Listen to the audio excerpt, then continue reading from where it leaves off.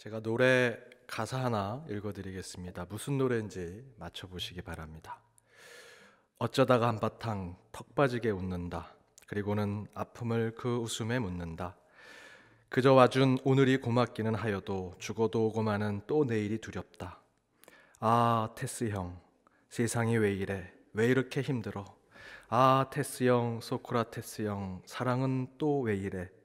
너 자신을 알라며 툭 내뱉고 간 말을 내가 어찌 알겠소 모르겠소 테스 형. 누군지 아십니까? 1부 때는 바로 나오더라고요. 우리 가요계 가왕도 아니고요, 가황이라고 합니다. 가요계의 황제라고 불리는 나훈아 씨의 신곡 테스 형이라는 노래 가사입니다. 소크라테스 철학자와 호영호재하듯 테스 형이라고 부르면서 요즘 힘들게 사는 세상에 먼저 세상을 살았던 소크라테스에게 인생을 묻듯 노래 부르는 것입니다. 인터뷰 기사를 보니 원래는 이 나훈아 씨가 아버지를 생각하며 지었던 노래라고 합니다. 70이 훨씬 넘은 가수가 추석에 특별 콘서트를 했는데 요즘 유명한 배우가 나오는 드라마도요, 시청률이 5%를 못 넘습니다. 그런데 이 나훈아 콘서트는 실황이 29%, 녹화해서 스페셜로 만든 프로그램이 19%나 시청률을 받았습니다. 음원을 다운로드 받는 곳에서 3,700%가 늘어났고, 순위도 그 수많은 아이돌 스타들이 있는 곳에서 49위로 상승했습니다. 나이든 어르신이만 좋아하는 것이 아니라 이 젊은 세대들도 이제 이 나훈아 씨를 테스 형이라고 부르면서 좋아한다고 합니다. 왜 이런 현상이 나타났을까? 저만의 분석입니다. 제 개인적인 분석인데요, 시대와 상황만 변했지 이 나훈아 씨는 하나도 변하지 않았습니다. 그의 목소리, 그의 퍼포먼스, 그의 열정. 코로나의 새로운 시대의 새로운 방법들을 찾아가면서 변해야 한다, 변해야만 살아남는다라고 얘기하죠. 그러나 그의 노래는, 그의 철학은, 그의 열정은 변하지 않은 것입니다. 그래서 사람들이 그 변하지 않은 나훈아 씨에 더 열광하는 것이 아닌가 생각해 보았습니다. 우리 교회와 우리 신앙도 코로나 이후를 준비하면서 새로운 변화를 찾으려고 하지만 더 중요한 것은 여러분, 신앙의 본질, 믿음의 중심, 교회가 교회다워야 하는 교회의 기본이 변하지 않을 때 우리는 제대로 된 신앙을 지켜낼 수 있습니다. 힘들지만 여러분, 조금만 인내하십시다. 세상은 변할지라도 변하지 않는 믿음으로 바로 서는 저와 여러분, 우리 연동의 모든 권석들이 되시기를 바랍니다. 마태복음의 말씀 40번째 악한 세대의 시간이라는 제목으로 함께 말씀을 나눠보고자 합니다. 오늘 본문의 말씀은 악하고 음란한 세대 속에서 어떻게 하면 하나님 나라의 신앙을 지켜가면서 그 가운데 바른 신앙의 삶을 살 수 있을까? 참으로 요즘 코로나 상황 가운데 또 다양한 악하고 어지러운 상황 속에서 우리는 이 말씀을 통해, 주님이 주신 그 말씀을 통해 깨어있는 신앙을 가져야 하는데 그러한 신앙을 어떻게 지켜낼 수 있을까? 오늘 본문의 말씀 한 구절 한 구절을 살펴보면서 그 방법을 찾아가 보고자 합니다. 첫 번째는 악한 세대의 시간은 질문만 있는 시대라는 것입니다. 말만 하는 시대. 38절에 이렇게 기록되어 있습니다. 그때의 서기관과 바리새인 중 몇 사람이 말하되 선생님이여 우리에게 표적 보여주시기를 원하나이다. 서기관과 바리새인 중 몇 사람이 말하되라고 표현되어 있죠. 말하되라는 것은 아페크리데산이라고 하는 헬라어 원어로 쓰여져 있습니다. 이 아페크리데산이라는 표현은 그냥 말만 하는 게 아닙니다. 대답한다라는 뜻을 갖고 있습니다. 그러니까 지금 서기관과 바리새인들이 한국어 성경의 번역대로는 예수님께 질문만 던진 것으로 되어 있지만 원어대로 보면 그것이 아니라 어떤 이야기의 질문과 답이 서로 오고 가고 있음을 보여주고 있습니다. 그 가운데 다시 대답을 하고 질문을 던지고 있는 것이지요. 다시 표현한다면 그들이 다시 묻되 선생님 우리에게 표적을 보여주십시오 라고 이야기하는 표현입니다. 그 의미는 지금 서기관과 바리새인들, 그들을 비롯해 수많은 예수님을 대적하려고 하는 사람들은 계속해서 예수님을 시험에서 흔들어 넘어뜨리려고 말을 이어가고 있는 것입니다. 포화 같은 질문을 던지고 있는 것이지요. 간단히 말해 질문의 답은 들으려고 하지 않습니다. 말만 하고 있는 것입니다. 말로 괴롭히고 말로 공격하고 있습니다. 악한 세대는 이렇다라는 것이죠. 말만 있고 행동이 없습니다. 말은 해도 자신들이 실천하려 하지 않는다라는 것입니다. 그 세대는 악하다. 한 집에 쥐들이 너무 많습니다. 그래서 주인이 쥐를 잘 잡는 고양이를 가지고 왔습니다. 그 고양이가 들어온 이후에 이 쥐들이 나갈 수가 없습니다. 점점점 식량이 떨어집니다. 쥐들이 모여서 회의를 했습니다. 쥐들의 대장이 야 어떻게 해야 되느냐 의견을 내봐라. 똑똑한 쥐들이 의견을 냈습니다. 한 가지로 모아졌습니다. 고양이 목에 방울을 달자. 그래, 너무 좋다. 고양이가 움직일 때마다 그 방울에서 소리가 나면 그 반대로 가서 식량을 가져오면 되니까 너무 좋은 의견이다. 그리고 이야기합니다. 그럼 누가 고양이 목에 방울을 달까? 그 질문을 스스로 던진 그 쥐들의 대장도 그 질문을 던지고 벙어리가 됩니다. 아무도 얘기하지 않습니다. 어떻게 하면 그 고양이를 피해서 음식을 가지고 올 수 있을까? 답은 너무나 명백합니다. 고양이 목에 방울만 달면 됩니다. 그런데 그 말은 다 잘하는데 아무도 실천하려고 하지 않습니다. 아무도 나서지 않습니다. 제가 교회를 마치고 집에 갔습니다. 문을 열려고 하는데 집안에서 비명소리가 들립니다. 제 아내하고 아이들이 막 소리를 지릅니다. 깜짝 놀라서 문을 빨리 열고 들어갔습니다. 혹시 불이 났는가? 물이 새는가? 저도 놀라서 물었습니다. 왜 그러냐고. 그랬더니 그런 큰 문제가 아니라 화장실에 엄지손톱만한 거미가 천장에 붙어 있는 겁니다.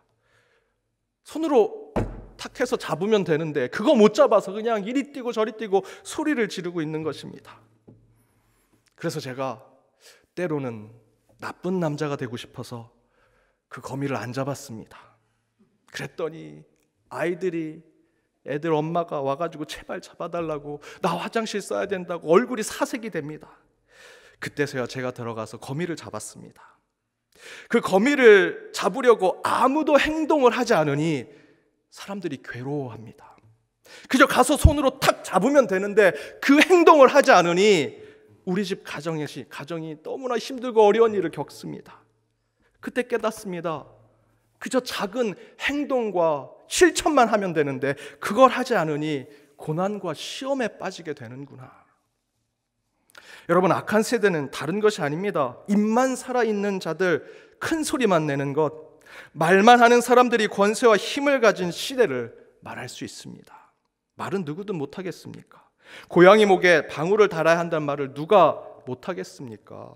거미를 잡아야 한다는 말 누가 못하겠습니까? 그러나 그것을 실천하고 행동하지 않으면 세상은 절대로 변하지 않고 계속 괴롭고 힘든 세상만 반복될 것입니다. 바로 오늘 말씀에서 하나님은 우리에게 지혜를 주시고 결단을 요구하십니다. 이 악한 시대의 시간 속에서 말만 하지 마라, 말에 현혹되지 마라, 미사어구와 현학적인 말에 속지 마라. 오직 진실하신 하나님의 말씀 가운데 서서 그 말씀을 실천하고 지키고자 행동하는 그리스도인이 되라고 우리에게 말씀해 주고 계십니다. 그것이 첫 번째, 악한 세대의 시간에 우리 믿음의 사람들이 지켜야 할 주님의 음성입니다. 두 번째, 악한 세대는 하늘의 표적만을 구하는 자들이다. 성경을 보면 나중된 자가 먼저 되는 것이 진리임을 우리에게 깨닫게 해주고 있습니다. 그런데 나중된 자로 살고자 하지 아니하고 먼저 된 자로, 그 먼저 되기 위한 표적을 보길 원하는 것이지요. 여러분, 부활을 위해서, 죽고 다시 사는 부활을 위해서는 골고다 언덕에 고난이 있어야 합니다. 고통과 아픔이 있어야 됩니다. 십자가 위에 달리는 처절한 아픔과 고통이 있어야만 3일 후에 부활의 영광을 얻을 수 있는 것이죠. 그런데 이 악한 세대, 하늘의 표적만 따기를 원하고 먼저 된 자의 표적을 원하는 자들은 그 영광만 얻기를 원하는 것입니다. 38절 뒷부분에서 39절에 이렇게 기록되어 있습니다. 선생님이여 우리에게 표적 보여주시기를 원하나이다. 예수께서 대답하여 이르시되 악하고 음란한 세대가 표적을 구하나 선지자 요나의 표적밖에는 보일 표적이 없느니라. 악한 세대의 서기관과 바리새인들은 예수님께 표적을 구하지요. 그저 표적만 구했다는 것으로 그들이 악한 세대가 됐다라는 것은 절대로 아닙니다. 문제는 이미 예수님이 이전에 수많은 표적과 수많은 기적을 보여주셨지요. 그러나 그들은 그때 그 표적을 있는 그대로 받아들이지 않고는 지금에 와서 예수님께 더 표적을 보여달라 요구하는 것입니다. 왜 그럴까요? 예수님께서 보여주신 표적이 그들의 마음에 들지 않기 때문입니다. 한 단계 더 깊이 들어가서 생각해 보면 예수 그리스도가 보여주신 표적이 전해지는 그 하나님의 숨겨진 메시지, 숨겨진 그 뜻, 영광을 위해서는 고난을 받아야 한다, 먼저 되기 위해서는 나중된 자로, 섬기는 자로, 가장 밑에 있는 자가 되어야 한다라는 그것을 듣고 싶지 않은 겁니다. 여러분, 표적이라고 하는 단어는 헬라어 원어로 세메이온이라고 합니다. 정의는 이렇게 할 수 있습니다. 자연적이고 일반적인 것으로 설명할 수 없는 초이상적이고 초자연적인 현상 또는 어떤 진리나 예언을 확증해 주는 사건이라고 정의할 수 있습니다. 이런 이적과 표적의 정의에 중요한 표현이 있습니다. 뒷부분에 어떤 진리, 어떤 예언을 확증해 주는 사건이라는 것입니다. 초자연적이고 초이성적인 현상과 사건 그 자체가 중요한 것이 아니라, 그 표적 자체가 중요한 것이 아니라 그것이 보여주고자 하는 그 안에 내면적인 의미와 메시지, 표적이 상징이라면 그 상징을 통해 깨달아야 할 지혜, 그것이 더 중요하다라는 것이지요. 실제로 서기관과 바리새인이 예수님의 초자연적이고 초이성적인 기적과 사건 그 자체를 더 보고 싶어서 더 보여달라, 더 표적을 보여주십시오 라고 한 것이 아닙니다. 그들은 이미 예수님의 표적을 많이 보았습니다. 그러나 그 안에 있는 하나님의 메시지는 보지 않고 있는 것이죠.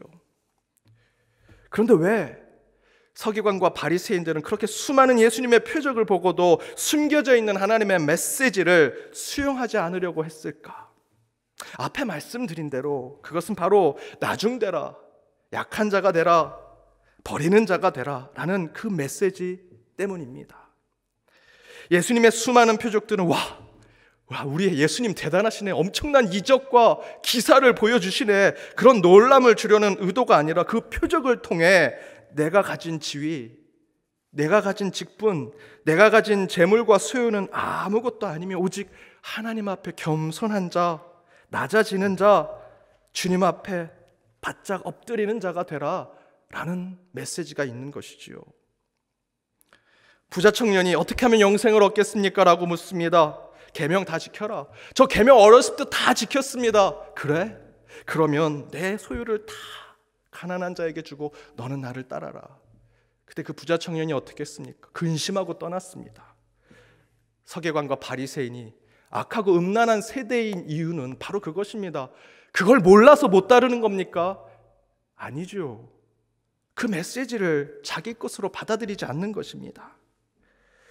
그러면서 예수님께서 오늘 본문 중간에 악하고 음란한 자들이 표적을 더 보여달라는 요청에 요나의 표적밖에는 없다라고 말씀하십니다. 그런데 왜 갑자기 요나를 말씀하실까? 요나의 이야기 속에는 어떤 영적 교훈이 있는 것일까? 요나는요, 하나님의 뜻을 불순종하여 니느웨가 아니라 다시스로 갔습니다. 그때 하나님은 요나 같은 배에 큰 풍랑을 만나게 하시지요.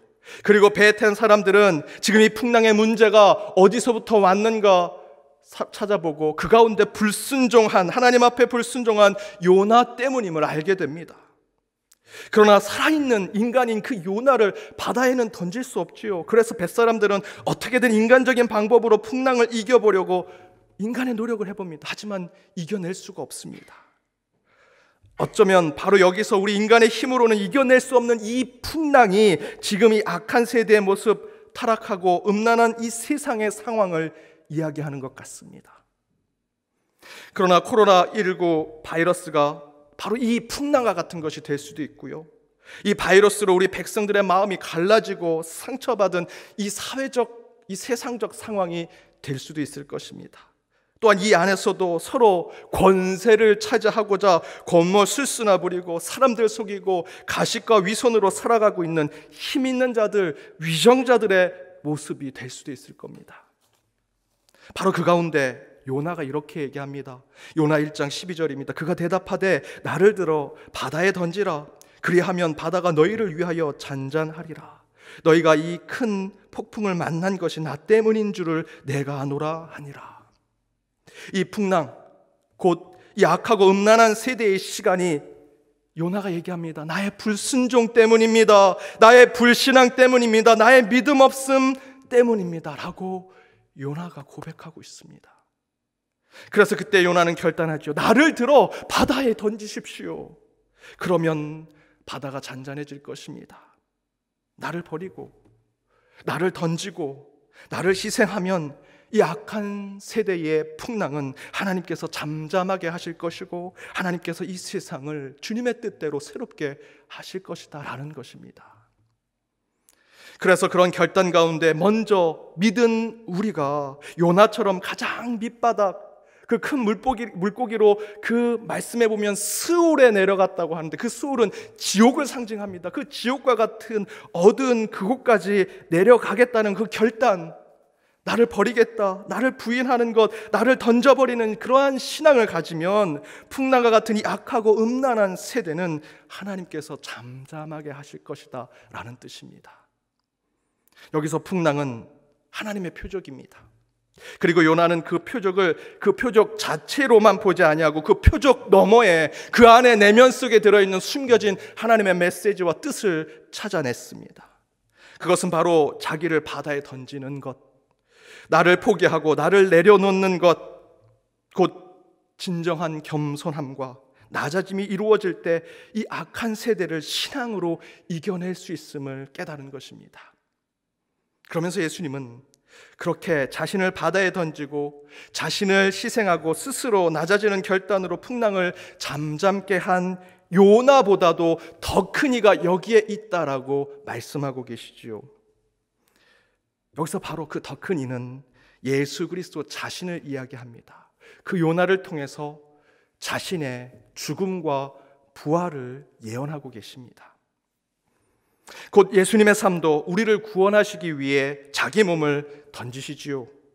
예수님께서 저와 여러분 그리고 이 타락한 악한 세대를 구원하시고자 하신 방법은 여러분 칼이 아닙니다. 칼을 들고 혁명을 일으켜서 세상을 바꾸려 하지 않으셨습니다. 우리 주님은 칼이 아니라 사랑이셨습니다. 강함이 아니라 약함으로 이 세상을 바꾸셨습니다. 먼저가 아니라 나중된 자의 모습으로 구원을 이루시고자 하신 분이 십자가에 달려 우리를 구원하신 예수 그리스도이십니다.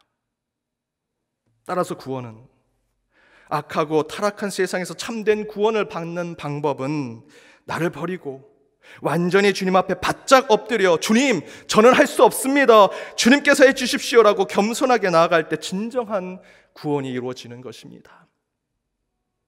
요한복음 6장에 보면 예수의 제자들이 갈릴리 바다를 건너고 있는데 풍랑을 만나게 됩니다. 그런데 그때 제자들이 어떻게 했습니까? 19절에 보면 제자들이 노를 가져다 저어갑니다. 노를 어떻게든 저어서 가려고 10여리쯤 갔다라고 성경은 증거하고 있습니다. 풍랑 앞에서 제자들은 자신의 손에 쥐어진 노를 가지고 젓고 또 저어갑니다. 곧 이 땅의 인생의 풍랑을 만났을 때 저와 여러분이 하는 모습 아닙니까? 세상의 인생의 풍랑을 만났습니다. 내 육신의 질병의 풍랑을 만났습니다. 내 마음의 병에 세상의 폭풍우를 만났습니다. 내 가정, 내 직장, 내 일터에 정말 풍랑과 같은 일을 만났을 때 여러분 어떻게 하십니까? 내 손에 노가 쥐어져 있으니 노를 젓고 가려고 합니다. 내 손에 쥐어진 인맥, 내 손에 쥐어진 물질, 내 지식, 내가 가진 배경과 내 힘을 믿고 풍랑을 벗어나려고 노를 젓고 또 노를 저어갑니다. 얼마나 가실 수 있나요? 성경은 10여리쯤 갔다고 얘기합니다. 우리는 결코 이겨낼 수 없습니다. 그 풍랑을 벗어날 수 없습니다. 그때 우리가 할 수 있는 일은 그저 우리를 구원하러 오신 주님 앞에 바짝 엎드리는 것밖에 없습니다. 오늘 말씀에 뭐라고 하십니까? 요한복음 6장 19절에서 21절에 제자들이 노를 저어 10여리쯤 가다가 예수께서 바다 위로 걸어 배에 가까이 오심을 보고 두려워하거늘 이르시되 내니 두려워하지 말라 하신대 이에 기뻐서 배로 영접하니 배는 곧 그들이 가려던 땅에 이르렀더라. 어떻게든 노를 저어가서 우리 인간의 힘으로 내가 가진 어떤 것으로 이겨보려고 했지만 그렇게 할 수 없음을 깨달았을 때, 바로 그것을 깨달았을 때, 난 할 수 없구나, 바짝 엎드려야겠구나라는 것을 깨달았을 때 항상 주님이 우리 곁에 계셨음을 우리는 알게 됩니다. 그때 제자들이 예수님인 줄 알고 주님을 배로 영접하지요. 성경은 무슨 일이 일어났다고 증거하고 있습니까? 21절에 곧 땅에 이르렀다. 내가 할 수 있겠다는 나의 의, 나의 힘, 나의 공로, 먼저 된 자의 마음을 내려놓고 주님을 영접하고 주님 앞에 바짝 엎드리니 우리 앞에 있는 인생의 풍랑이 잠잠하게 되더라. 사랑하는 여러분, 코로나19 바이러스로 곳곳에서 무엇인가 해보려고 노력합니다. 그 가운데 때로 우리는 하나님께 표적을 보여달라고 합니다. 교회 다니면 안 걸리게 해주세요. 교회만큼은 이 코로나를 이겨내면 더 부흥하게 해주세요. 여러분, 그런 요구는 서기관과 바리새인들이 요구하는 것과 같습니다. 지금 우리 교회와 우리 믿는 자들에게 필요한 것은 요나처럼 우리 자신을 버리는 겁니다. 나를 바다에 던지고 예수의 제자들처럼 내 손에 쥐어 있는 노가 아니라 주님 앞에 바짝 엎드려서 주님을 영접하고 주님 앞에, 주님의 말씀 앞에 순종하는 삶을 살아가는 것입니다. 저는 이 코로나가 우리 교회를 새롭게 하시려는 하나님의 귀한 뜻과 메시지가 있다고 믿습니다. 대신에 우리는 요나처럼, 예수의 제자들처럼, 우리 예수 그리스도처럼 철저하게 낮아지고 겸손하여 하늘의 뜻만 기다리며 소망하는 자들이 되어야 할 것입니다. 세 번째 악한 세대는 하나님이 없는 자들입니다. 그 심령에 하나님이 없는 자들. 오늘 본문에서 요나와 솔로몬의 이야기가 끝나고 그 다음에 나온 이야기가 귀신이 떠난 사람들이 그 심령이 깨끗하여져서 비워지고 청소되고 수리되었는데 다시 그 귀신이 7귀신을 데리고 왔다라는 얘기가 나옵니다. 이 말씀은 곧 고난과 풍랑, 곧 악한 세대의 표징들 속에서 우리가 어떻게 살아야 할지 깨닫게 하는 말씀입니다. 그렇다면 악한 세대가 풍랑처럼 우리를 괴롭히고 힘들게 할 때 우리는 어떻게 신앙으로 살아야 할까? 먼저는 하나님이 보여주신 표적의 목적을 깨달았다면 바짝 엎드리고 스올까지 내려가는 철저한 회개를 해야 할 것입니다. 그렇게 되면 44절의 말씀대로 우리의 심령이 비워지게 되겠죠. 청소가 되고 수리된 상태가 될 것입니다. 그런데 여러분, 거기서 멈춰서는 안 됩니다. 회개만 하고 바짝 엎드린 것에서 끝나서는 안 된다라는 것입니다. 회개하고 비워지고 수리된 우리의 심령 가운데 우리의 삶의 주관자 되신 하나님이 그 자리를 채우셔야 합니다. 그 심령에 오셔야 합니다. 성령의 임재가 있어야 한다라는 것입니다. 저는 오늘 말씀을 가지고 설교하기 위해서 44절에 집이 비워지고 청소가 되고 수리된 그 말씀을 묵상하면서 지금 우리의 교회의 모습이 아닌가, 텅 비어진 곳에서 말씀을 전하는 저의 모습도 보고 교회 오지 못해서 허해진 우리 성도님들의 마음도 생각해 보면서 지금 우리 교회가 이렇게 비워졌구나, 그리고 나를 그동안 이 예배를 너무나 소홀하게 드렸구나 회개하기도 하고, 신앙을 돌아보면서 얼마나 안일하고 나태한 신앙의 삶을 살았는가, 이번 코로나를 통해서 우리 교회, 우리의 신앙이 영적으로 수리되고 비워지고 청소가 되는구나 라는 것을 생각하게 되었습니다. 그런데 거기까지는 좋은데 우리는 지금 이 비워진 교회, 수리된 우리의 심령, 청소된 우리의 영혼 가운데 제대로 하나님을 모시고 있는가를 생각해 봐야 합니다. 이 코로나로 비워졌죠. 수리도 되고 회개도 하고 새롭게 가려고 합니다. 그런데 그 안에 하나님이 주인으로 오셨는가? 여러분, 코로나19로 새롭게 된 여러분의 심령 가운데 그 비어진 자리에 주님이 들어와 계십니까? 혹시 세상에 7귀신이 들어오진 않았는지 여러분 생각해 봐야 합니다. 백신만 만들어지면 된다는 마음으로 지금 비어진 우리의 마음은 과학을, 세상의 지식을 맹신하는 그런 귀신이 들어와 있지 않습니까?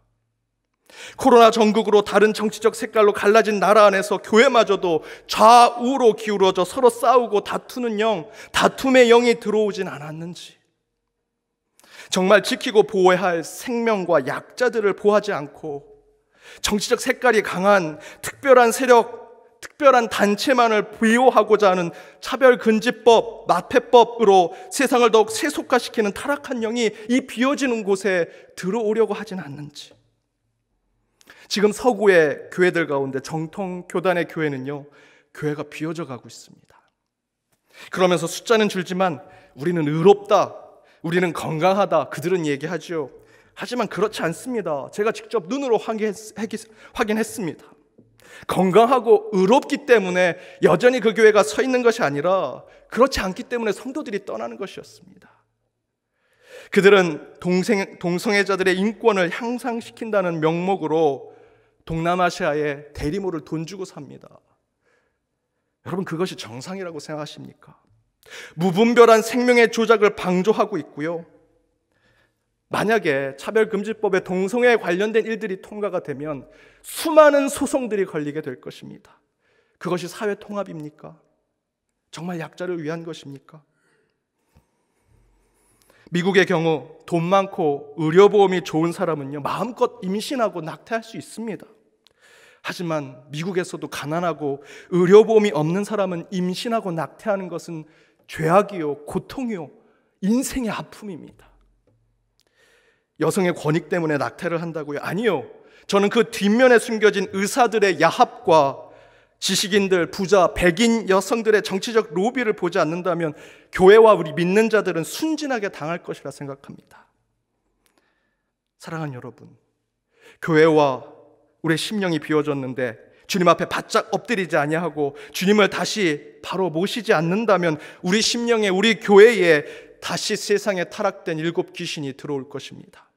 따라서 우리는 이 코로나 이후 반드시 더 철저하게 모이는 교회가 되어야 합니다. 간절히 만민이 기도하는 집으로 기도하는 이 성전이 되어야 하고 더욱더 거룩하게 예배드리는 예배 처소가 되어야 할 것입니다. 하나님이 주인 되시는 교회, 하나님이 이끄시고 하나님이 중심에 계신 교회.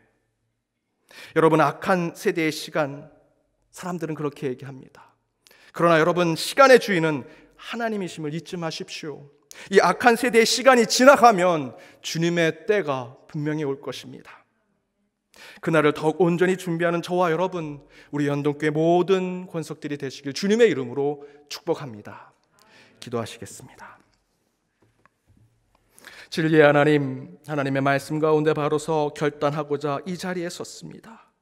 이 예배를 받아주시고 오늘 선포된 말씀을 통해 다시 이 땅에서 살아갈 능력을 얻게 하여 주옵소서. 여전히 타락한 세상, 악한 세대의 시간이지만 반드시 주의 임재의 때가 옴을 믿습니다. 먼저 말보다 행동하는 신앙이 되게 하시고 겸손과 낮아짐, 약함과 나중된 자의 삶으로 주님의 때를 기다리게 하여 주옵소서. 또한 비어진 우리의 심령 가운데 오직 하나님만 모시게 하여 주옵시며 세속된 영이 들어오지 않도록 영적 무장으로 바로 선 연동의 모든 권속들이 되게 하여 주옵소서. 이 모든 간구 예수님의 이름으로 기도드립니다. 아멘.